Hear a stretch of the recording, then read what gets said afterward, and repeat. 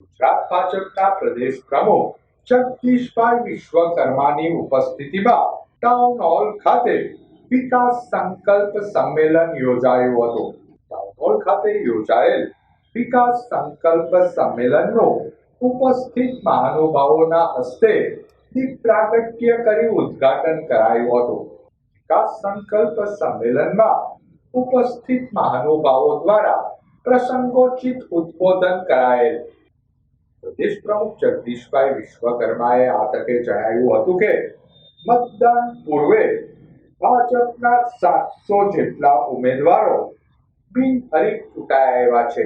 વિકાસ સંકલ્પ સંમેલનમાં મંત્રી જીતુભાઈ વાઘાણી, ધારાસભ્ય સેજલબેન પંડ્યા, શહેર ભાજપ પ્રમુખ કુમારભાઈ શાહ, ચૂંટણી ઇન્ચાર્જ અમોભાઈ શાહ સહિતના આગેવાનો, મહાપાલિકાના ઉમેદવારો, કાર્યકરો બહોળી સંખ્યામાં ઉપસ્થિત રહ્યા હતા. મિત્રો, ભારતીય જનતા પાર્ટી એ હંમેશા સુશાસન, વિકાસ અને વિશ્વાસના મંત્ર. ગઈકાલે એક સીટ કોંગ્રેસમાંથી એક ફોર્મ રદ થયું હતું અને આજે કોંગ્રેસનું એક ફોર્મ પાછું ખેંચાણું છે કે સાહેબ 52 માંથી 2 સીટ તો તમને અમે ધરી દીધી છે, 50 બાકી છે, 50 અમે આપવાના છીએ. પ્રભારી શ્રી કમલેશભાઈ, થોડી ભૂલ થઈ ગઈ છે, પ્રભારી શ્રી કમલેશભાઈ તમામ 52 ઉમેદવારોનું જ્યારે લગભગ 1 વર્ષ ને 2 મહિના પહેલા મેં શપથ લીધા હતા ત્યારે એક નેમ કરી હતી કે આ વખતે આગામી કોર્પોરેશનની અંદર 52 ઉમેદવારને જીતાડવાના અને એ વાત હવે આવી ગઈ. 10 દિવસ કે 12 દિવસનો સમયગાળો સૌ કાર્યકર્તાઓ જે રીતે પત્રિકારાઓ અલગ અલગ મીટિંગોનો કાર્યક્રમ શરૂ સાહેબ અમને આનંદ થાય છે કે આમ આદમી પાર્ટી પૂરા ઉમેદવાર રાખી નથી શકી અને કોંગ્રેસ તો છેલ્લા દિવસે હજી ઉમેદવાર ગોતવાની ત્યારે ફોર્મ ભરાયા ત્યારે આ 52 તમામ અમે તમારા ચરણોમાં પ્રદેશ અધ્યક્ષ શ્રી અમે ભારતીય જનતા પાર્ટી ગુજરાત પ્રદેશના ચરણોમાં અમે મૂકવાના પોતે કરતા હોય એવા ભાવથી જે કાર્યકર્તાઓ કામ કરી રહ્યા છે એ દેવપૂર્વક કાર્યકર્તાઓને હું સચોટ વંદન કરું છું. આપ સૌને વંદન કરીને વિનંતી દીપ પ્રાગટ્ય કરી આપણે આગળ વધારી રહ્યા છીએ.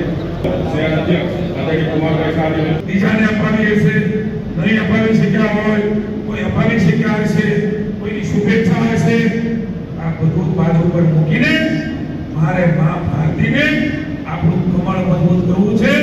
મોદી સાહેબના નેતૃત્વની અંદર આ દેશ વિકસિત અને 2047 માની ભૂપેન્દ્રભાઈના અને જગદીશભાઈના નેતૃત્વની અંદર આપણું ગુજરાત એ વિકાસમાં બધી હરફાર પડે એ ભાવથી તમે કામ કરી રહ્યા છો. એટલે કોને પણ આપણા ભાવનગરના કાર્યકર્તાઓ અનેક વખતે અમારી ચર્ચાઓ થાય છે. કેટલાક કસાયેલા સમજો અને ઘૂંટડો બી અમારા કાર્યકર્તાઓ છો અને કદાચ એટલે 7મી વાર કોર્પોરેશન ભાજપની બનવા છે. 7મી વાર સાહેબ મેં ક્યારે નથી એને પંચાવ ઉમેદવારો 26 તારીખની વાત છે, વિજયની વાત છે. પહેલા ભારતીય જનતા પાર્ટીના ઇતિહાસમાં પહેલી વખત ગુજરાતના ઇતિહાસમાં 700 જેટલા ઉમેદવારો બિનહરીફ ચૂંટાયા છે. આ જ બતાવે છે કે ગુજરાતની 6.5 કરોડ જનતાને આ ભારતીય જનતા પાર્ટી પર કેટલો ભરોસો છે.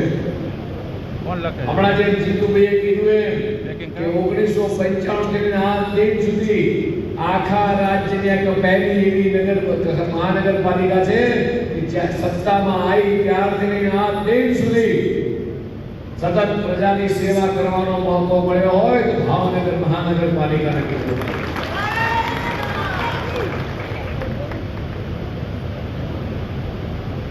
આ ચૂંટણી એટલે મિત્રો વિકાસ અને સ્થિરતા માટેની ચૂંટણી છે અને હું ચોક્કસ કહીશ કે